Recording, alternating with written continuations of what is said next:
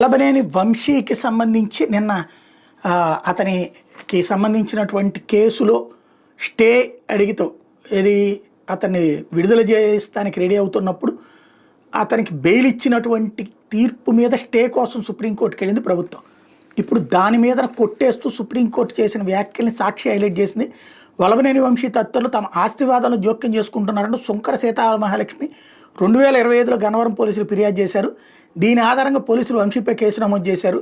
అయితే ఆయనకు హైకోర్టు షరతులతో కూడిన బెయిల్ మంజూరు చేస్తూ మే 9ని తీర్పు ఇచ్చింది. దీన్ని సవాల్ చేస్తూ సీతామహాలక్ష్మి సుప్రీంకోర్టును ఆశ్రయించారు. వ్యాజ్యం మీద బుధవారం జస్టిస్ మనోజ్ మిశ్రా ధర్మాసనం విచారణ జరిపింది.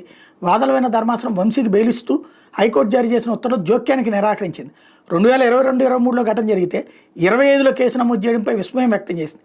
ఈ వ్యవహారం మొత్తం సివిల్ వివాదమని, దీనిని క్రిమినల్ కేసుగా ఎలా మారుస్తారంటూ పోలీసులు తీరుని ఎండగట్టింది. వంశీ బెయిల్ను రద్దు చేయాలని సీతామహాలక్ష్మి అభ్యర్థన